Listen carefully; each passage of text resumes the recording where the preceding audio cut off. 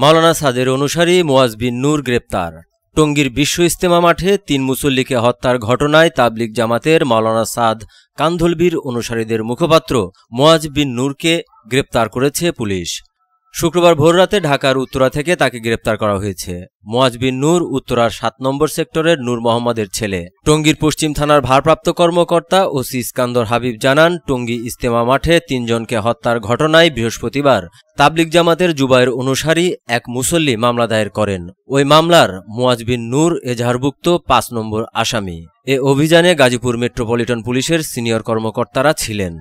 ১৯ December বৃহস্পতিবার সন্ধ্যায় সুরাই নেজামপন্থী মাওলানা এস.এম. আলম হোসেন জিএমপি টঙ্গী পশ্চিম থানায় এই মামলা করেন। এতে ২৯ জনের নাম উল্লেখ করে অজ্ঞাত আরও কয়েকশো জনকে আসামি করা হয়। উল্লেখ্য, গত বুধবার ইজতেমার মাঠ দখলকে কেন্দ্র করে মাওলানা সাদ ও মাওলানা জুবায়েরপন্থীদের মধ্যে সংঘর্ষের ঘটনা ঘটে। এ সময় কিশোরগঞ্জের পাকুন্দিয়া উপজেলার আমিনুল ইসলাম বাচ্চু, ফরিদপুর সদর উপজেলার বেলাল হোসেন এবং বগুড়া সদর উপজেলার তাজুল ইসলাম নিহত হন।